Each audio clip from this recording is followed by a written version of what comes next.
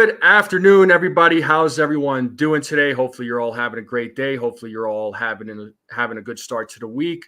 I'm joined here by Maza from Ford Train Express, and I have Andy Mota waiting in the back.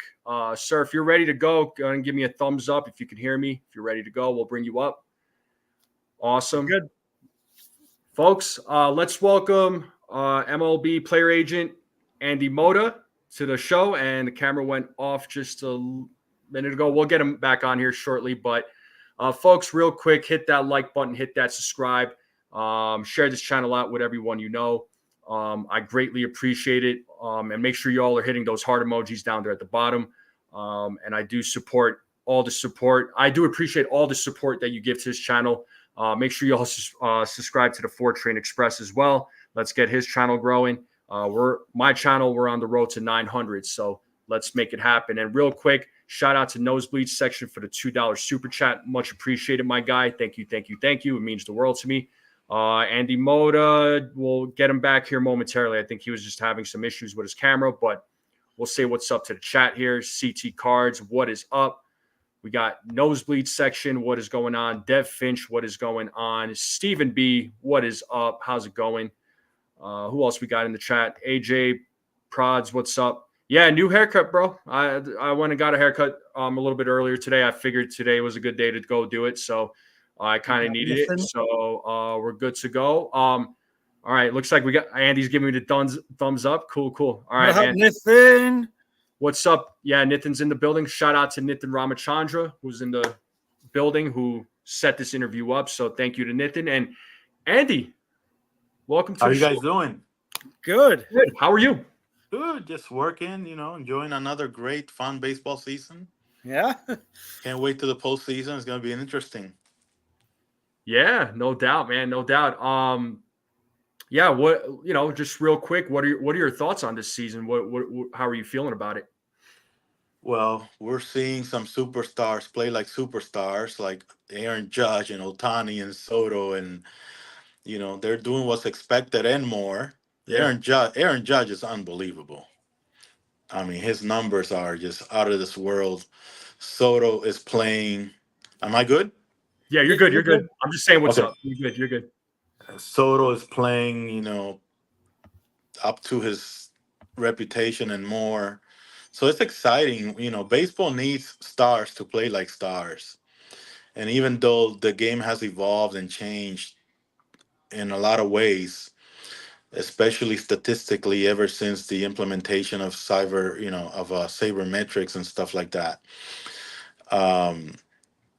So now, for example, we don't see such an emphasis on batting average. We see a lot of guys, established major leaguers, hitting, batting in the low 200s, which was crazy 10 years ago. There was some focus on batting average and home runs and RBIs. Now it's more like OPS plus, on-base percentage. So the game has changed. So the guys who are able to do all of it are, become elite. They separate themselves from the rest, and they get paid like that. So it's been interesting. It's become no doubt. Real quick, I was going to ask you, because I know that you said the game has evolved, and which clearly it has, and I know you've spent some time in the majors. I mean, how do you feel about how the game is now? Because you brought up the batting average, but now they're looking at different statistics like the OPS and WRC plus. I mean, do you miss the way the game was? In a way, I do. I consider myself more of a traditionalist, but I'm a player agent, so I have to change with the times and use the stats for my guys' advantage as well. Mm-hmm. But me as a baseball fan, I like the old-fashioned stuff. I like the batting average, home runs, RBIs type of stuff. I don't care. I don't care about a 380 on base percentage if it's on walks. I heard that, man. Yeah. I'd rather see you hit 280 than hit 220 with 60 walks. So that's my. Everybody has a personal taste. That's mine. But we all have to adjust and take all of the information, put it together, and do the best we can. Absolutely. Maza? So now that you're out of baseball as a player, you're in it as a player agent. What is it like when it comes like in the off season? One of your clients is a free agent. What is it like trying to negotiate in negotiations with other teams and other ownerships to try to get a player a contract? What are those? What is it like behind closed doors when you're dealing with stuff like that? Well, every off season is different. Free agency is supply and demand, so everything is contingent upon each team's needs and opportunity, and more than anything, financial willpower. How deep is their wallet is obviously one of the major elements of free agency, because you try to get and do the best financially for your client, and you also try to put them in a situation where they can succeed, in the present and future. So it's a variety of elements. But free agency basically starts off in early to mid November, when you have the general managers meetings. Is when you really get the first chance to touch base with general managers and front offices about what their needs are identified as for early in the off season, like right at the onset of free agency, which is usually 5 days after the World Series. So it ends up being first week of November. And then between the GM meetings and the winter meetings, in the last couple of years, we found out that there's not a lot of action. Teams are being more patient.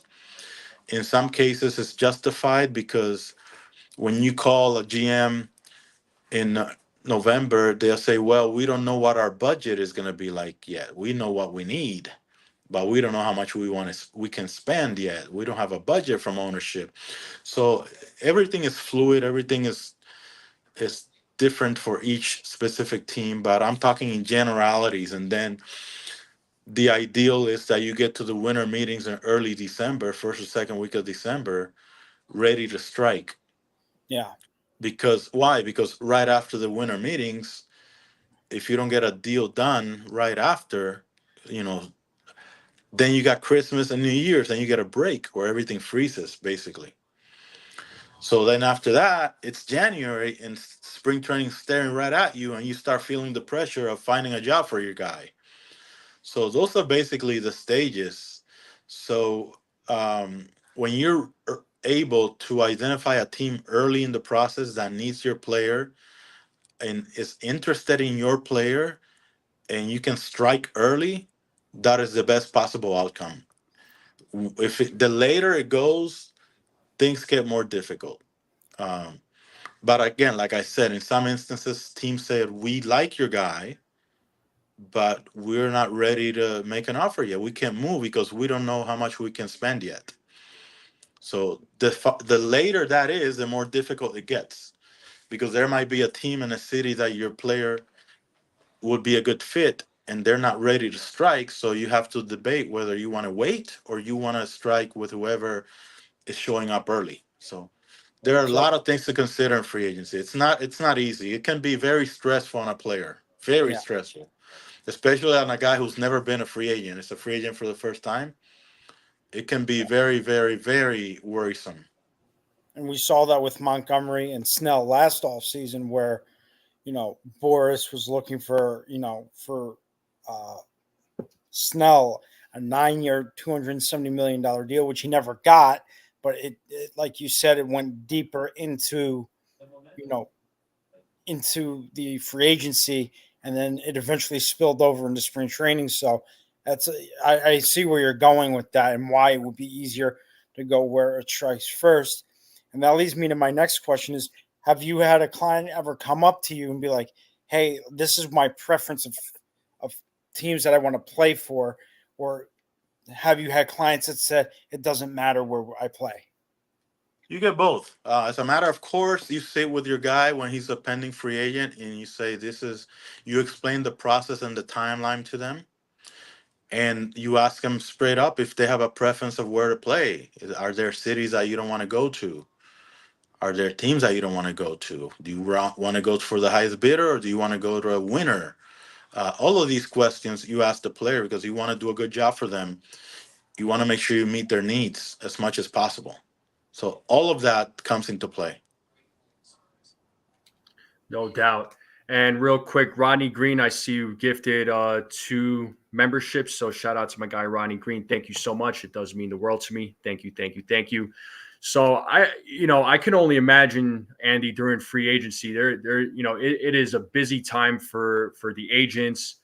That those phones must be going off for hours, and I can't imagine the conversations that you're having with general managers. And are the general managers the only people you talk to, or do you talk to other folks within the organization too when it comes to players? It depends on the player profile, Mm-hmm. who takes charge of a negotiation with each team. Um, on a very expensive player, sometimes owners get involved because if it's going to take approval of dollars and budget, then the general manager or president has to go get approval. Mm-hmm. So, but you try to keep it direct with the general manager. That's his job.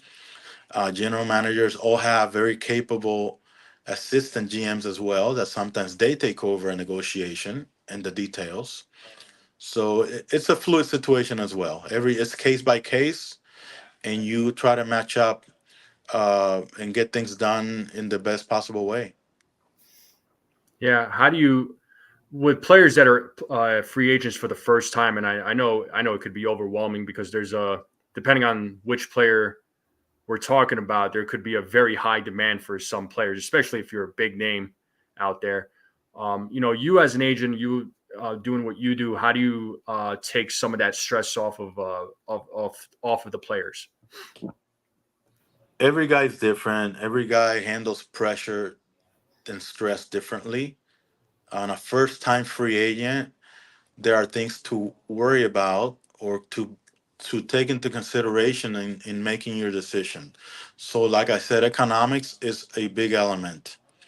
If you are married with 5 kids, it's very different than if you're single. What city you want to pick? If family is important, then the family has going to have some input here. Where do you want your family, your kids going to school? Do you want a nice big city feel, or do you want a low profile place with very little press, for example? Mm-hmm. Like it's out there. Some guys don't like playing in big cities. They don't like 30 members of the media in their locker every night. Um, Not they don't like it. They prefer not to have it, let's say, Sure. if they have a choice. So every personality is different, but you discuss all of these things with each client, so that you make sure that you meet their needs and that they feel that their opinions are being considered.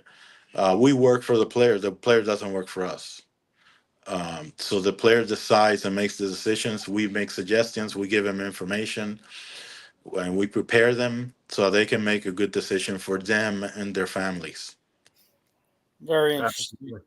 Yeah. Yeah. Nosebleed section NFE posted a question, which is, do you ever suggest to a client to accept a 1-year deal if it gets late in the free agent season and no big offers are coming in? Yeah, there are some cases where a guy's a free agent and he's worth X amount of dollars, and you don't have the need. There are not enough teams with that positional need that winter, that off season, and you sometimes say we can do a 1-year deal and go have a good year, and next year these spots will be open. You have more options. So yes, if you identify a case like that, you propose it to your player, and then it's always you give him the options, and the player always decides what he prefers. But in cases where we see a clear path to more riches and better options for a client, we present this to them. We explain it. We break it down so that they can understand where we're coming from. Very, 100%. very interesting. I never understood because as a baseball fan, you don't really see this stuff behind closed doors. You don't understand really what goes into it. So it's very interesting to hear it from an actual agent's point of view and someone who deals with that stuff on an every season basis. Yeah, and I So can give you a perfect example. Many years ago, I think it was 2019, one of our clients, Yasmani Grandal, the catcher, yep. came into free agency. There are 3 or 4 teams that were interested in him for multi-year deals at a certain number of dollars. Hmm. They were not enough for what he expected, um, but the market was limited for him that year. Um, so he ended up choosing to go to Milwaukee for 1 year. And he had a really good year, ended up with a 4-year deal with the White Sox for a lot more dollars than what he was offered before the 1-year deal. So there's a case where it worked out for him, taking a 1-year deal instead of 4 guaranteed years at lower prices. Wow. If I can pull up another question, and if you're cool with Yeah, that, well, go ahead and do it. I'm going to ask mine. Go ahead. it is. I understand it's complicated during free agency. What's the time frame generally from start to finish in getting a deal done? Um, you guys talked earlier about whether the phones are, the phones are burning or whatever, but it's a lot of texting nowadays. It's changed. It's a lot of texting. It's a lot of email. Um, so it depends on how aggressive a team is. You can get a deal done in 3 texts or 2 calls, or it can drag for weeks before a team signs a guy. Like I said, it depends how aggressive they are, how direct they are about their needs. Some teams are more aggressive than others, and they say they target this guy. They have these dollars, and they say this is what we have, and if a, it's very little to haggle about if the price is in range. In other cases, you have to wait and see if the price comes up as other teams come in, because you need teams to be competing for your guy for your price to be higher. So that's how it works out.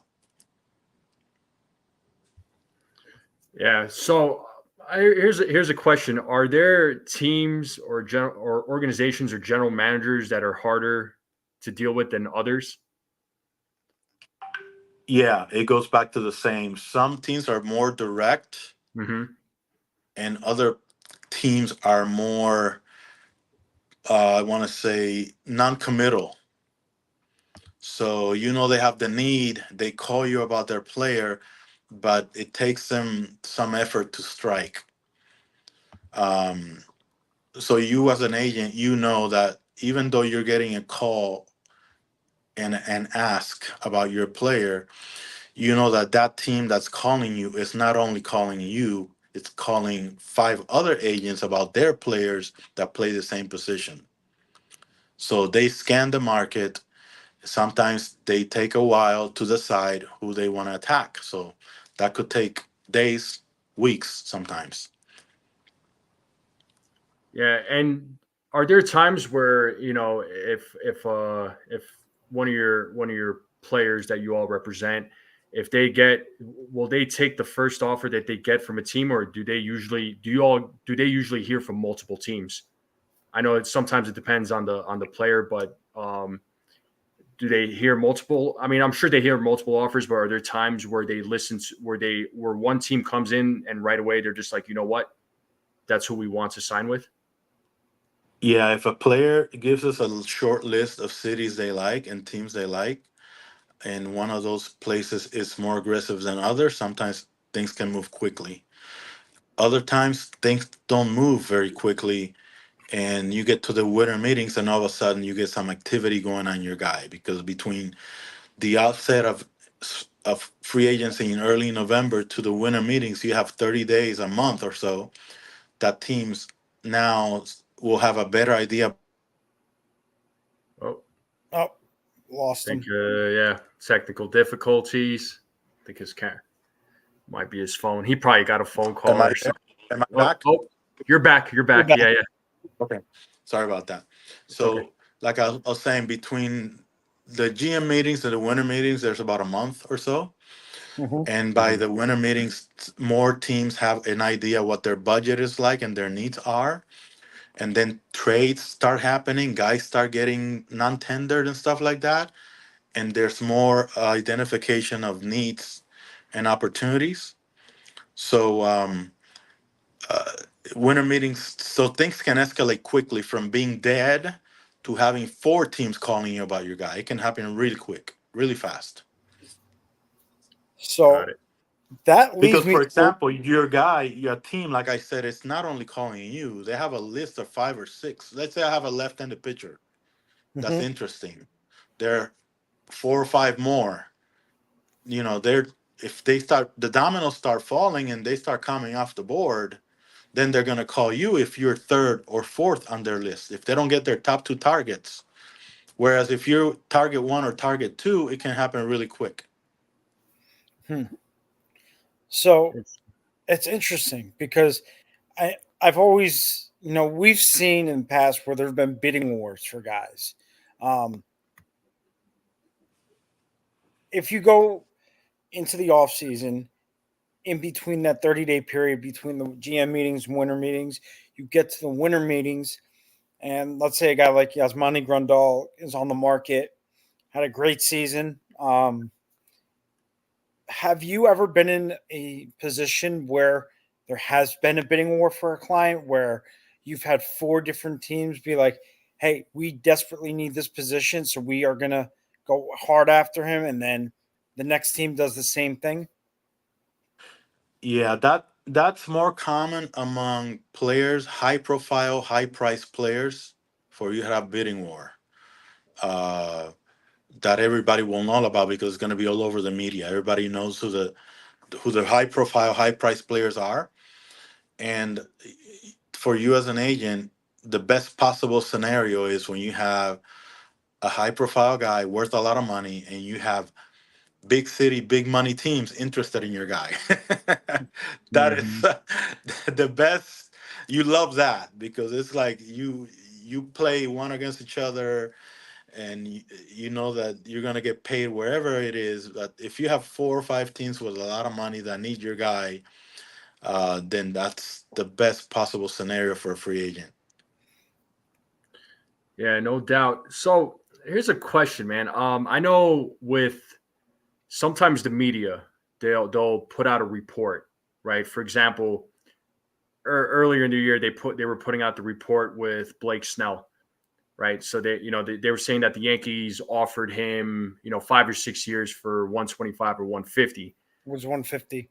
It was 150. Okay, so you know Brian Cashman comes out and says that's not even close to what we offered. And Blake Snell recently was on the show Foul Territory and said the same thing. I mean, a lot of us we see that, and then the numbers that are supposedly what was offered to a client or a player.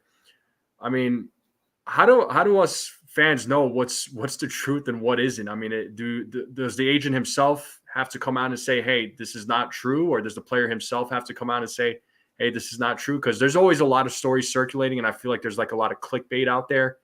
So, you Yeah. know, how do we know? There's a lot. We're in an era of fast information, social Mhm. media, and comments and opinions get legs and traction where maybe there's no basis or foundation, but somebody writes it and all of a sudden it takes off and everybody reads the headline and believes it to be true. And that's not necessarily the case Mhm. in this era. And in an ideal situation, you handle your business with the team and you keep it discreet. Um, Teams don't like to disclose. Nobody likes to negotiate in the media. Um, Mhm. so it, sometimes you read stuff and you're better off not commenting because then you corral yourself. You put yourself in a corner if you make a comment to make a next comment for people to come to you to deny or confirm. So it's better not, sometimes you just gotta let it run, even though you know that what's out there is not even close. Okay. So we like to be discreet. We like to be respectful to the other side. Um, and most agents, I'm sure, prefer it that way. You like to handle your business privately Yeah. and make an announcement when you have something solid to offer to the media or to social media. Now, there are a lot of credible sources out there, reporters, institutions, publications with credible people that have a lot of good relationships with teams and with MLB and with agents. But even sometimes those credible sources sometimes are used by either the team or the agent to put a certain narrative out there. So you're never able to find out what's true and what's not. Um, it's just better to wait for the official version. It's always better. Absolutely. Absolutely. No, that's why I ask. I'm a person who wants to know that it's official. And Yeah. there's certain folks in the sports media world that I look for that say, hey, here's the breaking news. Are there certain names that you And all there's feel? such a race to have the Mhm. headline, right? To have Yeah, the you know, I want to be the to be the first one first for you. one. Yeah. Exactly. Yeah. Mhm. There's such a race for that sometimes they make mistakes. I mean, we have the Otani case with Toronto. Remember that? Yeah. The Arson Judge Some with people the had him Giants. on an airplane to Toronto to sign with the Blue Jays, and nobody uh, had the Dodgers even mentioned somewhere. Yeah, which I thought Arson that whole Judge to that the whole thing was Giants. wild. Was that Maza? Arson Judge to the Giants. The Yeah, I Paul John mean, Heyman Heyman? yeah. or John John Heyman. Heyman thing. Yeah. Sometimes this happens, and months later, you end up finding out that it's true, or you ended up finding out that it wasn't even close. Um, I saw somebody on TV on the network talking about that judge had more money from the Padres being discussed. Even, we're talking a couple years later, they're still talking about that and confirming Hmm. that he had more money from the Giants and even more money with the Padres. That he actually Yep. took a break to be a Yankee. So, um, everybody has their sources, everybody has their opinions, and sometimes they're credible, sometimes they're able to confirm it, sometimes they just stays as a floating concept out there. Yeah. Are there certain people that you trust within the sports world that you would tell, like, for example, like Ken Rosenthal or Jeff Passan? Because these are two big names that a lot of people look to when news is being reported. Are these names that you talk to sometimes and say, "Hey, here's what's going on, but please don't say anything," or do you just keep it completely discreet? Like, you know what, we're not going to let anybody know anything till it becomes official. It's case by case, but like I said before, you try to Mm-hmm. respect the process with the team. 100%. You try to. I mean, it's case by case. It's personal. It depends what kind of relationship you have with each guy or reporter or publication. But those things happen. I mean, those things happen. Depends how much trust there is. Sure. Um, you can be direct and say, "Yeah, this is what it is," but you can't write it. All of that happens. um, like I said, you want to be respectful to the team and to the process and to the player. And sometimes stuff leaks out there that you have no idea where it came from. Interesting. Yeah. I Yeah. mean, there are some cases of even players who said they found out on social media that they got traded or that they got released or something, and that's just. I mean, things move, news move really, really fast now, so you got to be really careful. Yeah, like I said, there's a lot of clickbait out there. So people will click on anything and read what they see and believe everything that they hear. So in this day and age, like you said, information travels fast, and I mean, we got to be real careful about what's true and what isn't, Yeah. because yeah, I never want to be. I would never want to be the guy that reports like the false news, because I would hate for Yeah. that to fall on me and be like, hey, you said this. I'm like, oh well, my bad. This is what I heard. But Yeah, no, I it never can went. be delicate. It can, it's a lot of it is based on reputation and credibility, and Mhm. if you as a reporter handle yourself with integrity and credibility, then you're good to go. But if you're trying to race and not confirm information before you put it out there, then you can get yourself in trouble. Yeah. Oh, big time. Which leads to another question from one of our members of the chat.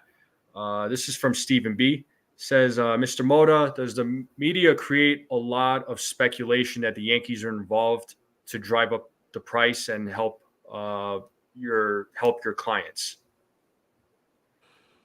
Why the Yankees? Just because. um, I mean, the Yankees are known for having a lot of money and being big players in free agency every year, and so are the Dodgers, and Yeah. so are other teams like the Red Sox and the Mets and the Blue Jays. So, like I said, there are relationships that agents have and that teams have with the media, and sometimes there's some narrative that gets out there that serves a purpose for whoever is putting it out there. Let's put it that way. Okay. Okay. Awesome. So, yeah, I wanted to know if you have a client that gets traded or released, how do you break that to them if you are the one who finds out before the player? Well, yeah, in I want to say most instances, depending on your relationship with the club's general manager or president or assistant GM, you're gonna get a heads up if something is gonna happen or if something is being considered, even if it hasn't happened. Sometimes you get a Mhm. heads up. Not always, not always. Sometimes it just happens because it comes out of a meeting from front office and the decision is made, and there's no chance to give you a heads up. Um, But that's one of the hard things to do is to bring bad news to players. It's really hard. You get really close to the players. You don't want anything bad to ever happen, nothing negative. But players generally know that if they're not performing, they're in the bubble, that there's some vulnerability. In the majority of cases, they are not that surprised. It's rarely out of the blue.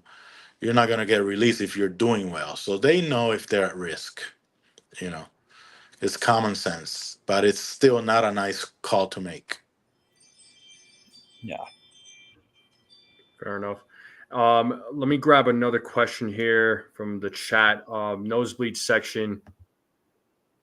I think you kind of answered this here, but he's asking, how do you know what your client is worth on an open market years in dollars? Well, that depends on position and that depends on precedent. So if I'm representing a left-handed uh, hitter who's an outfielder with some power, and early in the market, a left-handed hitter with some power signs for X amount, then you start seeing where the market is going to go on your guy. And if you think your guy is better, you shoot to be better than that, or you try to be around that. But generally, supply and demand determine markets. Um, the game has gotten harder as we've seen. Free agency has gotten more difficult. There's no splurging of dollars for guys generally over 30 years old. It's gotten more difficult. Um, so sometimes you got to jump on an opportunity because you might not get another one. But generally, you go, you compare your players to comparable players. Mm-hmm. And if you see a market for a right-handed reliever that this guy signed for 3 years and 24, and this guy signed for 3 years and 25, and this guy signed for 3 years and 27, and you have somebody with the more or less the same body of work, then you know that you have to end up around there to do well in your market that particular time. So the older players that are still playing the sport, they're at more of a disadvantage during free agency than compared to some of the younger players. Would you say? It's what the market has shown us lately. Yeah. The last 3 or 4 years, the last 3 or 4 off seasons have been really harder on older players, even if they have performed really well throughout their career, because there's more metrics into the equation.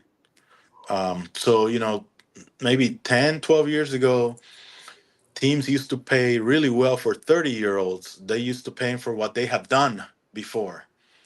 Where now the computer tells you what they project to do for you, and that's how you value them now. It's how old are you? Where's your performance expected to go? Which way is it going to curve, up or down, in the next 3 or 4 years? And that's how I, as a team, decide what I'm going to offer you, depending what you're going to offer my team according to the model. And that's uh, sabermetrics for you, man. It's a Yeah. big part of the equation now. Yeah. No, And I mean, I know almost like analytics. sabermetrics are taking over the free agent market. Like I'm it's sorry, I didn't hear. almost like I was saying that the sabermetrics, it seems like, is taking over. It's like, oh well, he's 30 and his numbers are projected to go down in the next 2 years, so this is what he's worth. When in fact that may not be true. So I don't really like the fact that sabermetrics has taken over that side of the game. But that is our reality, unfortunately, Yeah. sometimes. It is. Analytics are a major part of free agency now, and what offers teams give you. Um, and that's just the way it is. Age, position, uh, versatility is taken into account, Yep. and the computer tells you what your expected performance looks like. And a lot of teams are better than others. A lot of teams spend a lot of money on a big department of analytics. Other teams not as much. Um, you still get cases of guys who earned what they make from their body of work in the past, from their track record, like we say. And there are guys who, unfortunately, with a great track record, saber analytics don't allow them to get comparable pay to others who perform like them for Yeah. age or Have any you other reason. have you ever had a client come up to you and say, "Hey, I know this is what I want and this is what I feel like I'm worth. Can we hold out for as long as possible and then reassess at a later date?" Absolutely. If the player has the stomach to do it that way, then that's the way it gets done. But that's not an easy decision to make, um, especially in the No. last few off seasons where they see some guys getting crushed in free agency. There's more of an urgency to get a deal done early. They don't want to go through the nervousness of not having a job 2, 3, 4 weeks before spring training. They'll prefer to know where they're going, where they're going to live, what stadium they're going to play. They prefer to know that earlier rather than later. Nerves take they're human. Human nature takes over. You get nervous. Um, but some guys have a strong stomach and they're like, what? No, we're going to hold out for what we're looking for. Well, we kind of Hmm. saw that with like Jordan Montgomery and Blake Snell. They held out. Matt Until Chapman spring too. training began. So, they looks like they didn't get the deal that they were looking for. So that's why they signed these short term deals. And these are both guys that are 30 or older. So Right.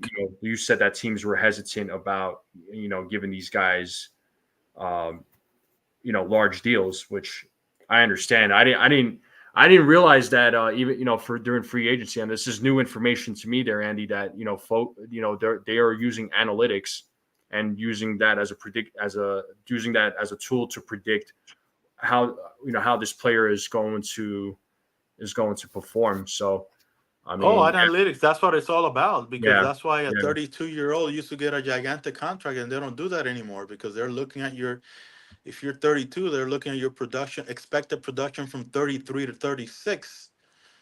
and not at what you did from 28 to 32. It used to be that way. Mhm. Yeah, I know. It's So now, when you go into winter meetings, usually every team has like a suite or a room where sometimes you go and meet with the team to discuss a free agency up there. And they have their analytics staff on computers there running numbers and telling you exactly what the numbers are telling about your guys. Analytics are huge. yeah. So it literally works like that. You don't go to a meeting and have a glass of wine and say how much you offer me, how many years. They have their staff behind them on the computers, literally running numbers. That's crazy to think that That is they have wild. Yeah, and actual analytics giving in them a those meetings. foundation for their conversation. This is your guy. This is what he looks like. This is where he's headed. So Yeah, you no so longer see these cases where we had a glass of wine at the bar and we wrote a number on a napkin. That doesn't happen anymore. yeah, no, it's crazy how much analytics plays a role in this game now, in this sport. And it doesn't look like it's going to go anywhere. It looks like it's here to stay, and whether we like it or not, we just have to accept it. It's just part of reality now. Would you Yeah, agree with that? I do like some Yeah. changes. I do like that there's more stolen bases. Yeah. Uh, Yeah. the one thing I personally don't like is the men on base on extra innings. That's the only thing I don't like about the changes. But I I hate like the that rule. clock. I like the pitching clock.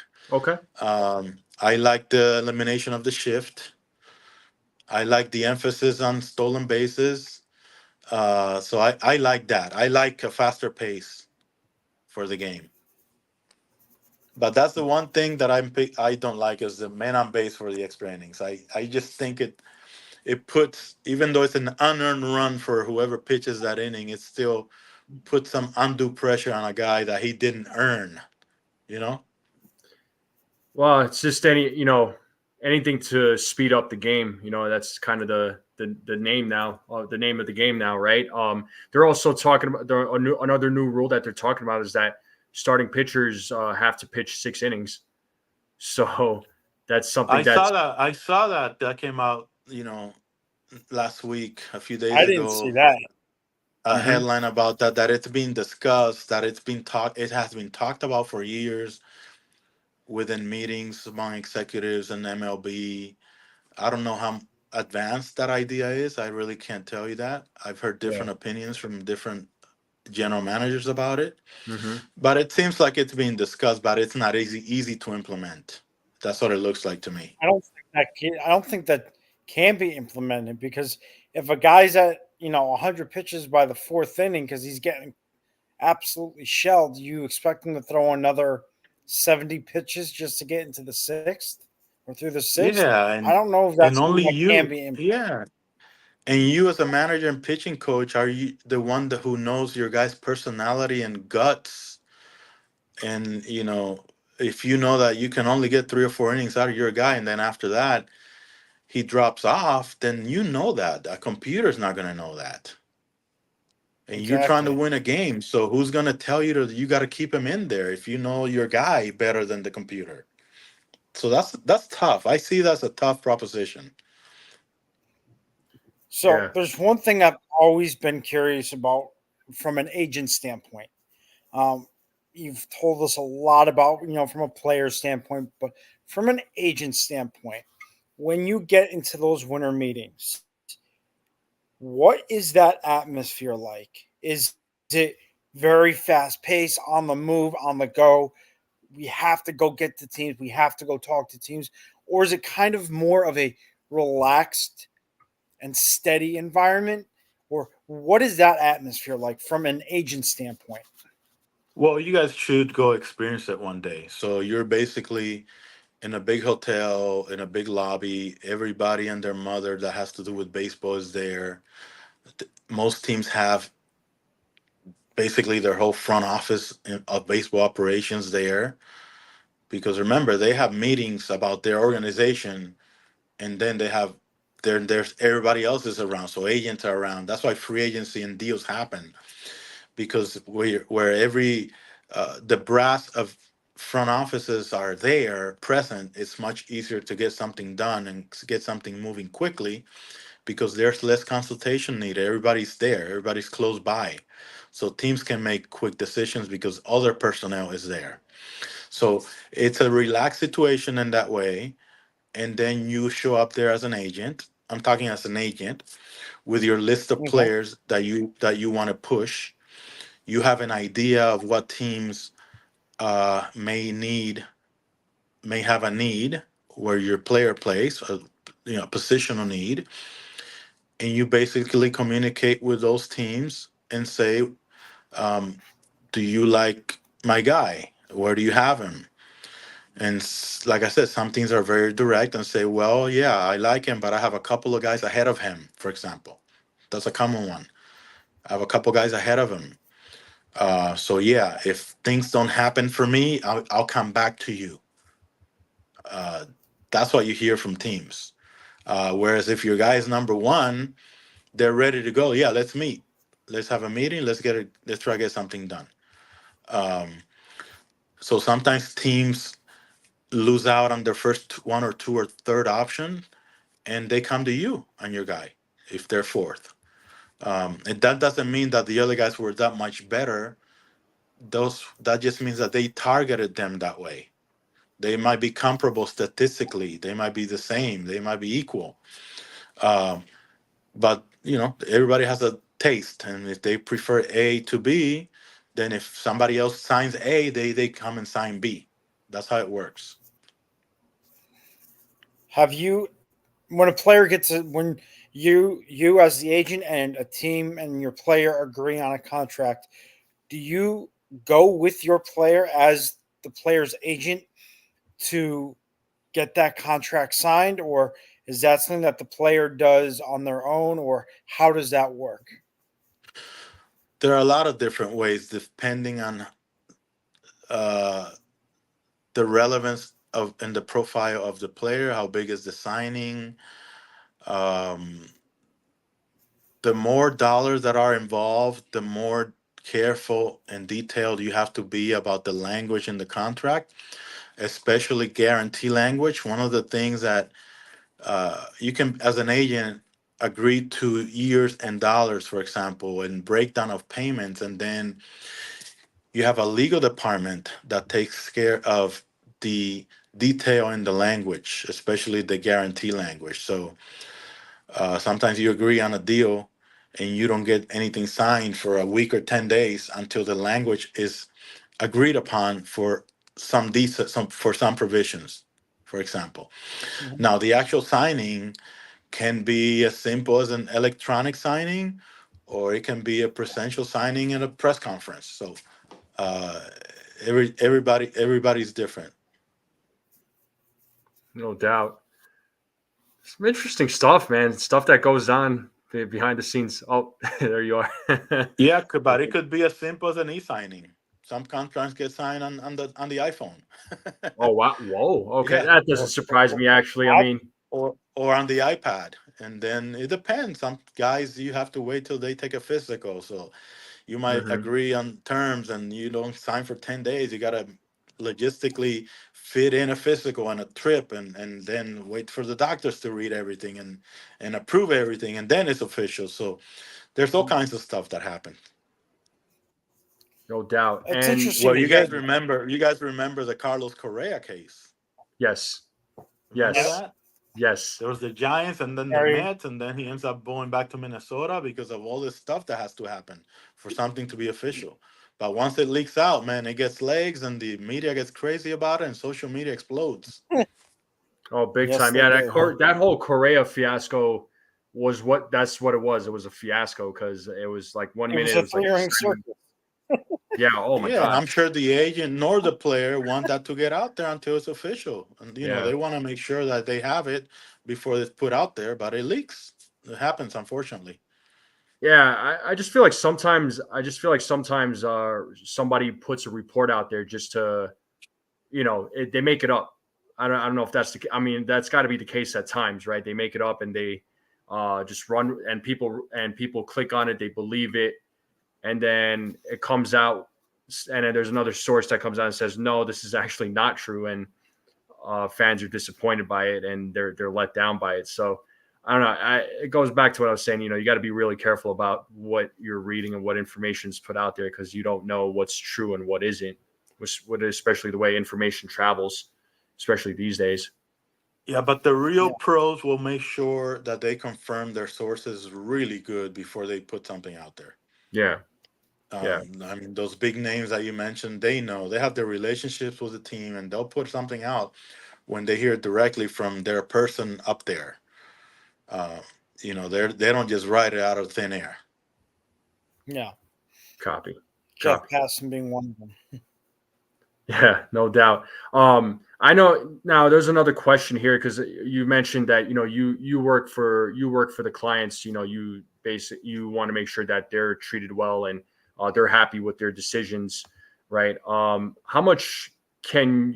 There's a question here. How much can you change a player's mind about signing a deal? Well, how forceful do you want to be? We work for the player. Our Right. job is to gather information and gather offers and put them in front of him with the pluses and the minuses, and for the player to make a decision. Once the player says, we want to go there, then you go there and you try to maximize the value of that deal and get everything you can for that player. If he identifies that he prefers to play in X place, then you focus on that place and you try to improve that deal as much as possible, so that your guy is where he wants to go with the best possible terms. But if a player says, I don't want to go to X, I want to go to Y, you ask why. And then you just reason with him. And if you have a different position that you want to explain, then you do that. But at the end of the day, the player decides. There are a lot of cases where deals are signed because players insist that they're signed. Some bad deals for young players are signed because the young player wants the deal, not because the agent thinks it's a great deal. But the agent he has to do what the player says. It's kind of, that's what I've always figured, because there's always been, talks, for example, like, with if players are not signed during free agency or during the off season, they'll usually say that, oh, well, it's the agent that's being the influence here. The agent's telling them, no, you're not signing, or the agents are holding the players back from making that decision. But from the way you're talking, it's like, no, the players make the decision. We go to our players and they decide what they want to do, and we want to respect their wishes. Yeah, that's a common misconception, and because there's the theme of agents being greedy and going for the last dollar, where that's not always the case. I mean, some players want to go for the last dollar, and some players, like I said, are family oriented and family focused, and they don't necessarily want to go for the last dollar. Some players are very conscious of tax implications, for example, like, right, why would I want to, 30 million in California or 27 million in Texas? Like, they're aware of all of this, and it's our job to explain this as well. There are a lot of things that it's not just the total dollars of your contract. And family, and where you want to raise your family, when you want your kids, if you want a safe city, where you want your kids going to school. All of these things have to be taken into consideration when you make such an important decision. It's not just the dollars, even though people think that that is the one and only. It is not. There are a lot of things, but there are guys who want the most possible dollars. There are cases like that as well. So if a team offers the most money, a player is not going to necessarily want to sign there because of X, Y, and Z, right? If it's not good for their families, they're not going to sign there, regardless if they get offered a lot of money. Is that? If it's for their family or for any other reason, if they don't like Yeah. the city, if they don't want to live in that city, like we just talked about Judge. We don't know why Judge wouldn't go to the Giants for more money or to San Diego for more money. We don't know. Only he knows. Yeah. Well, so I asked. I'm only asking this because those reports about Judge, saying that he turned down more money to stay with the Yankees. It's just because we're both Mazza and I were both Yankees fans ourselves, and we hear from other Yankees fans that, oh, well, the Yankees, they offered this guy the most money and or player the most money, but they decided to sign elsewhere. The Yankees couldn't get the job done, but they don't know the other factors that go into a player's decision. And here we are talking to you about what goes into these type of conversations, how players make their decisions, whether they're single or they're married and they have a family, they have kids. They gotta take. There's a lot of different factors playing into it, and I'm glad we're having this conversation because I want people. It's good for fans to know like what's their logical reason. Some fans might not believe this, but some guys want to win. What? No, I mean, they say I want to go to a team that's focused on winning and not necessarily for the last dollar. Mm-hmm. They want to be part of a winning tradition, a winning environment, a winning culture. So it's not always the last dollar. So we get a bad rap with that. We agents do. Oh, I'm sure. I'm sure. I have no doubt because you kind of you hear it in the news. So it's just, I try to look at it from both sides, but and talking with you now, it's good to get some of the information that what goes on inside information on what goes on, what conversations are being had. So, I wanted to ask Andy something just to get back to the whole Yasmani Grandal situation after his 1 year in Milwaukee when he signed with the White Sox for 4 years. Right. In that particular instance, did he have multiple offers on the table for him? And did he say, I want to play in Chicago for X, Y, and Z? Or was there just one offer on the table that happened to be an offer that he liked better? Well, when he ended up going to, in generality, I mean, I use that as an example of a guy who went for 1 year and then went for a multi-year in another city. The year that he first came onto the market, there were 2 or 3 teams interested that expressed an interest a certain amount of dollars and years. Those options were presented to him because that's our duty as agents. But if he didn't like any of those options for X reason, his own reasons, he,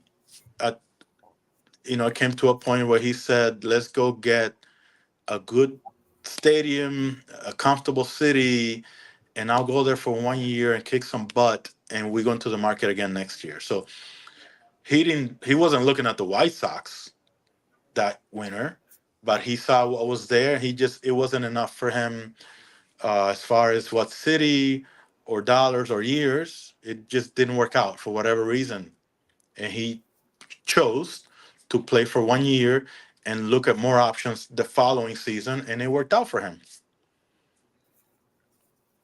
Copy. So that following season, were there multiple offers on the table for him, or there were multiple teams interested? So you don't always get to the point where there's an offer. Not always, but what teams are interested. Like I said, every team has a different timeline, and some teams want to strike early, others want to be patient and wait longer. And if you don't want to wait, that they like you, but some teams like you in November, some teams like you in December, some teams like you in January. If you don't want to wait for the January, then you strike in December or you strike in January. But yes, there were multiple interested teams in that case, just as an example. And he found a deal that he liked at whatever date, and he took it. That's interesting. I didn't realize that even if a team is interested, there may not be an offer. That's interesting to know. I mean, I don't know about you, NFE, but I certainly had no idea that that's how that worked as well. Yeah, because of what I said earlier, because a team might say, we're interested in early November, and they need a catcher. But they might say, we don't know how much we can spend yet. So other teams get their budget earlier, and it's a desired city, and the dollars are fine, and you just get the deal done. You don't want to be floating until January. No doubt. Wow. Okay. So not all the teams have the same advantages. I'm sure some general managers or presidents get frustrated with the fact that sometimes they don't know early enough from ownership how much they want to spend. I'm saying my opinion here. Sure. Where they like a player, and even if you get an offer early and you know that another team likes your guy, and you say, "Hey, if do you have any idea what you want to do here? Because we're going to move in a different direction, try to make it happen." And that guy will say, "I'm just not in a position to offer you right now. I love the guy. I'd like to have him." And then it's like, "Oh well, we got to move on." And that's got to be, and in that type of a situation, that's got to be hard for a player, especially if they're desiring to play in that city, and that team, that city, or that team's general manager is saying, "Hey, we don't know yet. Like, we don't know our budget." And Yeah. I'm sure that's got to be hard for a player, and especially for them to move on and see what other teams will they just wait for that other team to make an offer? That's Will always they? a player's decision. You Yeah. present the Okay. options. Okay. Now, another scenario Mm-hmm. is that a team, there's a trade and something opens that wasn't open before. So there's a new player for you guy. Another need and opportunity opened later.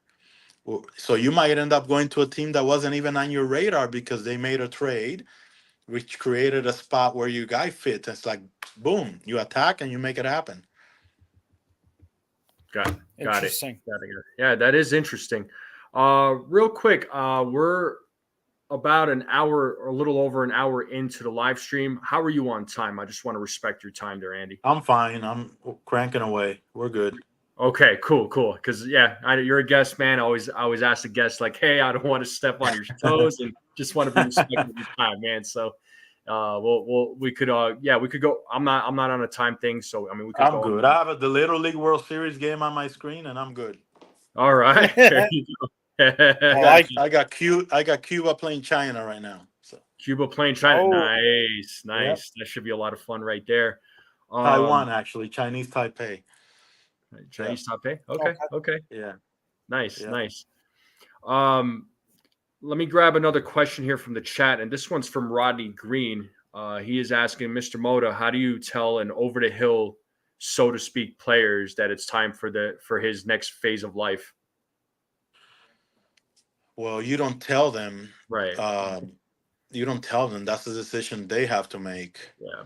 But if there's no interest in your player, you have to tell them right now we don't have anything.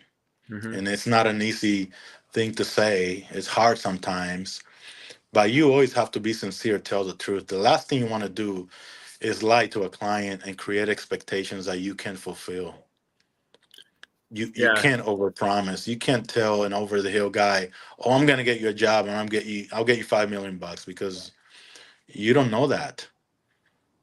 You don't really know until the market plays out. Like I said, supply and demand. Well, the I mean, trust is very important. So yeah. I mean, we've seen guys retire after having pretty damn good seasons in the history of Major League Baseball. Mm-hmm. For one reason or another, you end up going like, how did he not get a job? Yeah. So, and some guys it is because, I have enough money that I'm not going to play for $3 million. I'd rather retire. And some guys say, I want to play as long as I can be healthy and put a uniform on. I want to play. So every case is different. But when it's coming to an end and you don't have any interest in your player, you have to tell them that. You say, as of now, we don't have anything. We'll keep trying to get you something. Let's see if something opens. But you have to be truthful, first and foremost.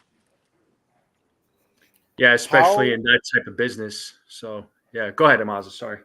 I was going to say, are you able to build that trust with your client?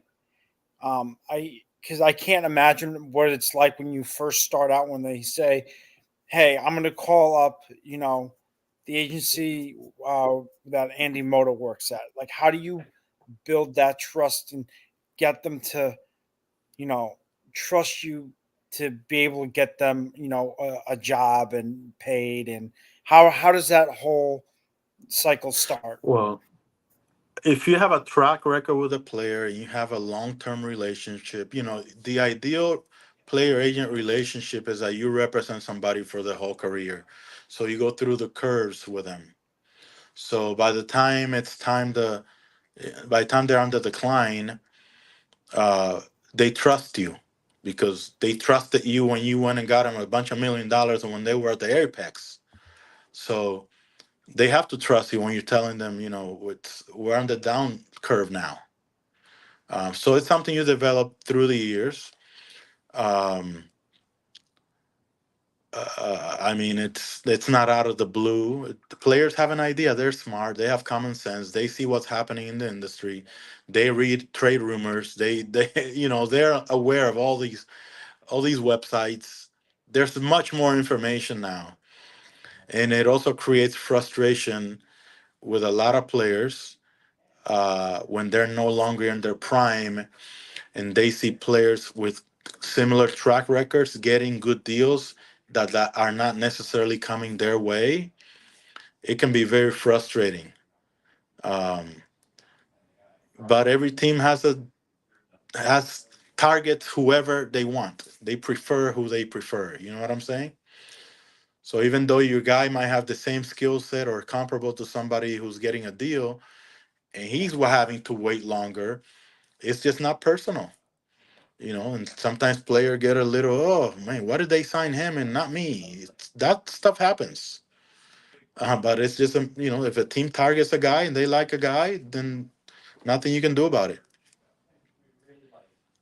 You try your hardest. I mean, you fight for your guy. You represent you advocate for your guy.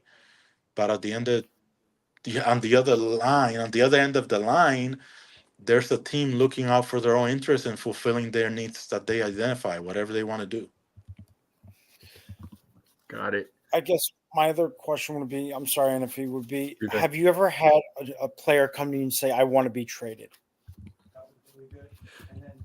Yeah, players sometimes get into situations where they get frustrated, either with a relationship or mostly with usage or lack of usage. And they communicate to you that they would rather be in a different situation. In that case, the best way to handle it is ideally you have a good relationship with the front office and you can communicate it honestly. Uh, and you can't really call a team and say, get my guy traded. That doesn't happen. That's fantasy. It's not like the NFL. It's not like I'll sit and you trade me. I'm not showing up in camp until you trade me. That doesn't happen in baseball. So ideally, like I said, it's a good communication with the team and the front office, and you say, hey, if something comes up where there's a chance to move my guy, please make every effort to get him into a better spot, and that's what you try to make happen. Very interesting. Copy.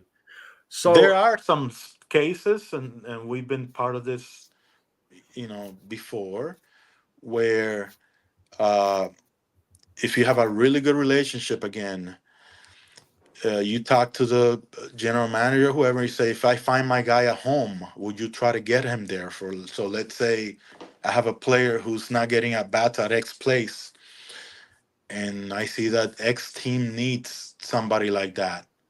Um, I can't tamper as an agent and talk about my player with another team.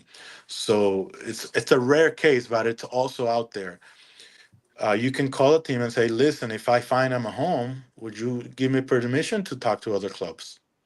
And they'll just say, if it's somebody who's not in their plans, they'll say, sure. If there's somebody that likes him, let me know and we'll try to make something happen with him. It can be something that simple. You can identify where there could be a need for him and you say, this team, talk to this team. Maybe you can make something happen. Now, after that, we don't have anything to do with it. I can't tell a team who to offer for my guy, you know, or who to ask for, what prospects to ask for. Um, so then it becomes a matter of the teams making it happen and executing. Interesting. copy. Very interesting. So Here's a question for you. What made you want to become an agent? What motivated you? What was the drive for you to become an agent? Because you played in the league for a while. And then you retired. Like what motivated you? Was it somebody that came up and talked to you, or was it something that you were like, I want to work as an agent. I want to help players out. Like what drove you to do that?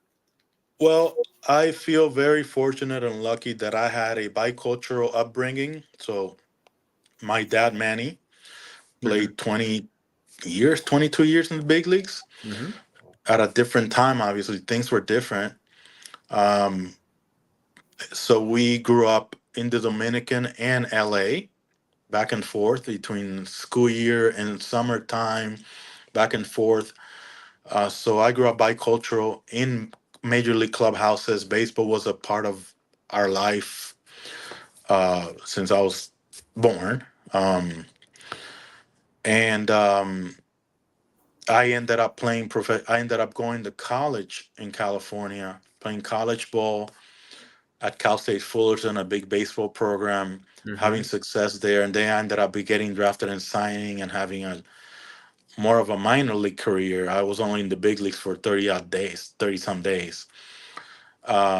But through the years, I felt lucky that I was bicultural and I saw the needs for mostly foreign players, Latin American players, uh, the lack of help, the lack of information, the lack of education provided to them. So it's something that I always try, even as an active player, I always helped the young Hispanic guys with any needs, any paperwork, any, how to learn English, how to relate to people, how to deal with front offices, how to conduct yourself, behavior wise. So that I always had an interest for helping other players, especially younger players. So when it came time for me to decide if I wanted to keep playing or retire, I had the opportunity to work for the people who represented me for my agency. And they offered me the position. They said, whenever you're ready to retire and move on to something else, we would like for you to work for us and do some international stuff. So that's how it happened for me. I was fortunate to have that opportunity that was provided to me. And I took it and ran with it. So it was just a way for you to kind of give back to the players coming up and teaching them and showing them the way, right? Yeah, and it gave me a chance to, like I said, I was a lifelong baseballer from a Mm-hmm. baseball family. It gave me a chance to stay in the game as well. So it's rewarding in that way. I mean, part of my job that's most rewarding is when I see a kid and I take him on when he's 16, 17, and he's poor. I have a case where a guy signed a kid at 17 years old. He had never been behind the wheel of a car. I was in the Dominican. He was a big prospect, hot prospect. I had a rental car. I went to his house and I said, here's the key, drive. He had never been behind a wheel of a car. And he was nervous, driving 5 miles an hour and shaking. Um, and 10 years later, he's got a mansion with Mm-hmm. a Rolls Royce and a Ferrari. That was a long curve, but that's a rewarding part of my job, seeing their growth and their learning and developing as people and as players. No, that's amazing. I mean, just to for you to give back, because I know you came from a baseball family. I know there's a little bit of a lineage there, and I think that's amazing. And that's awesome that you're kind of paving the way for have paved the way for some of these young guys, young kids coming up. So no, that's awesome. And Maza, Yeah. any anything else? No, but yeah, I wanted I to don't get. add as a comment that now teams are much better with providing information and facilities and Mm-hmm. education to foreign players than they were in my time. So now there's more of an awareness of equality, so to speak, and Mm-hmm. now you have translators to help players in the big leagues and that kind of stuff. There's some English teaching in the minor leagues to all these young Latino players. So things are much better. We have definitely made a lot of progress. Yeah. I don't have anything else. NFE, this was awesome. Andy, thank you so much for giving me the opportunity, to speak with you today in NFE. I always say this to everyone that I've interviewed, and I mean this truly, that it is an honor to do stuff like this because we really get a better point of view from not only a player standpoint, but now that we've spoken with an agent standpoint. So, Andy, thank you so much for allowing me to be a part of this and speak with you. It was such a pleasure. Guys in the chat, thank you all for joining us.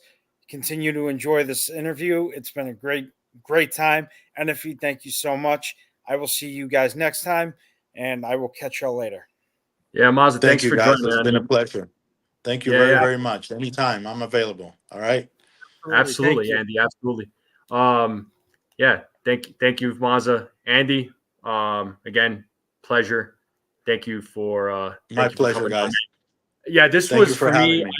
Yeah, absolutely. And I hope everybody in the chat really enjoyed this. I mean, for me, this was like it was an educational thing. So I really wanted to learn a lot on what goes on in the agent world. I've always been curious. So for you to take the time to come on and talk to us, it does mean a lot. So thank you for sharing the stories, and I think it's great that you're giving back, and I'm glad it's a lot easier for especially a lot of the foreign players to have to what's the word I'm looking for, to adapt to Major League Baseball, to adapt to the country, learn English and understand how things work in in the baseball world. So I'm glad things are really working out where especially for the players that they don't if they've never been behind a car or they don't know how contracts work or money works, you all are there to help them out. We try, man. It's been a great discussion, and thanks for having me, guys. Appreciate it. Yes, sir. Andy, thank you so much. We'd love to see you again, maybe in the off season when let me know when things There'll settle be some down. stuff going on, so we can have another discussion. Absolutely. I actually, right after the winter meetings or something, we can set up a time and we can get that going. I'll make sure to follow you on X, so give you a follow there, and then we'll go from there, sir. You got it. Take care, man. Be well. Right.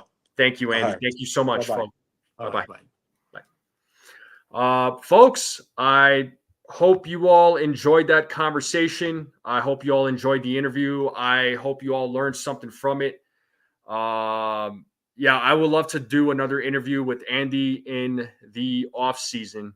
So right after the winter meetings, because I really want to find out like what went down during the winter meetings, and just to lead up to it, and the excitement,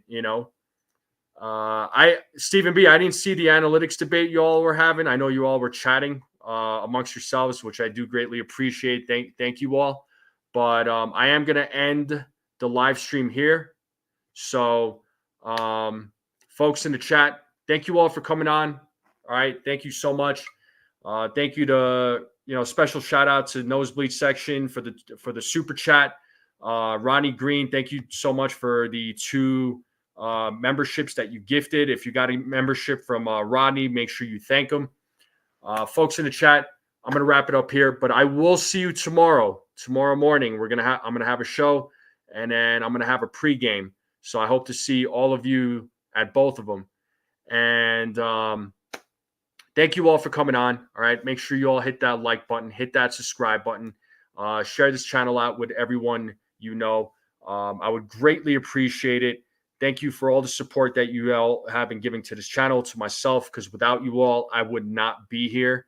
So I'll see you all in the morning. You all have yourselves a good evening. Enjoy yourselves. I know no Yankees game today, obviously, so hopefully there's other things that you'll be doing. But we'll see you tomorrow, and have a good evening.